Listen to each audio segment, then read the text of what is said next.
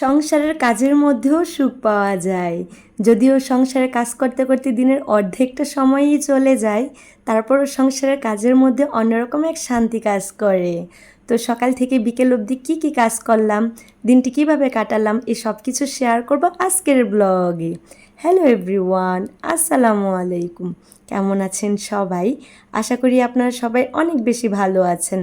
আমিও আলহামদুলিল্লাহ ভালো আছি। তো চলে আসলাম আরেকটি নতুন ডেইলি ব্লগ নিয়ে। সকাল থেকে ব্লগটি শুরু করছি। অবশ্য অনেক দিন পর ব্লগ নিয়ে আসলাম। সকালে ঘুম থেকে উঠেই আমি আমার ডাইনিং টেবিলটা গুছিয়ে নিয়েছি। এরপর চলে আসলাম আমার বেডরুমে। আগের যে চাদরটা ছিল ওই চাদরটা অনেক বেশি ময়লা হয়েছে, যার কারণে ওই চাদরটা উঠিয়ে নতুন একটা চাদর বিছিয়ে নিচ্ছি। আজকে কয়েকদিন যাবৎ একটানা বৃষ্টি হচ্ছে।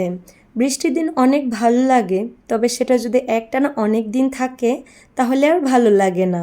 যেহেতু আমার ছোট বাচ্চা আছে, বাবুর জামা কাপড় থেকে শুরু করে কাঁথা, বেডশিট সব ময়লা হয়ে আছে।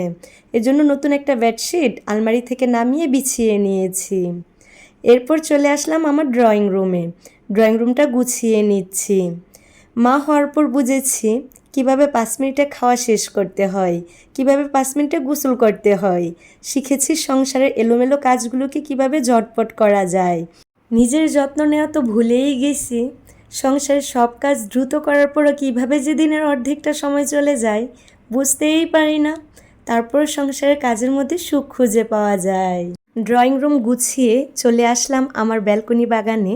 বাবার বাসায় যাওয়ার পর আপনাদের ভাইয়া গাছে ঠিকমতো পানি না দেওয়ায় পানির অভাবে মরিচ গাছের পাতায় সাদা মাছি বাসা বেঁধেছে।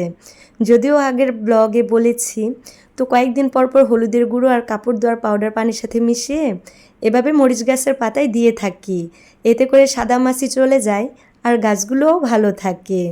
এই তো এরপর চলে আসলাম রান্নাঘরে। আপনাদের ভাইয়া যেহেতু ব্যাংকে যাবে সেজন্য রুটি ভেজে নিচ্ছি। আর গতকাল রাতে আপনাদের ভাইয়া মুরগির মাংস রান্না করেছিলেন, ওইটাই খাওয়ার পর অবশিষ্ট যে তরকারি ছিল ওইটাই জাল করে নিয়ে সকালের নাস্তা করে নিয়েছি। এই দিকে আমি একটা ড্রেস অনলাইন থেকে নিয়েছি। আমি কতটা অলস হলে এই ড্রেসটা আপনাদেরকে আজকে দেখাচ্ছি। এই ড্রেসটা প্রায় 1 মাস হয়ে গিয়েছে।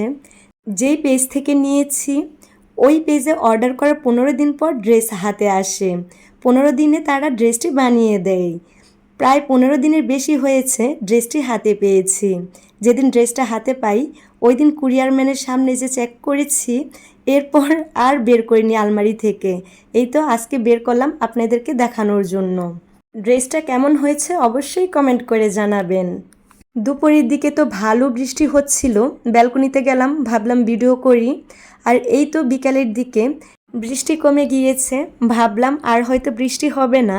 ওমা, আবার দেখি ঝড় শুরু হয়েছে।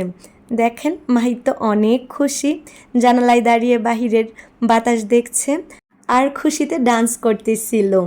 এই দিকে সন্ধ্যার আগে আপনাদের ভাইয়া পাস্তা রান্না করেছেন। আজকে এই পর্যন্তই। ভিডিওটি ভালো লাগলে লাইক কমেন্ট শেয়ার করে দিবেন। আল্লাহ হাফেজ।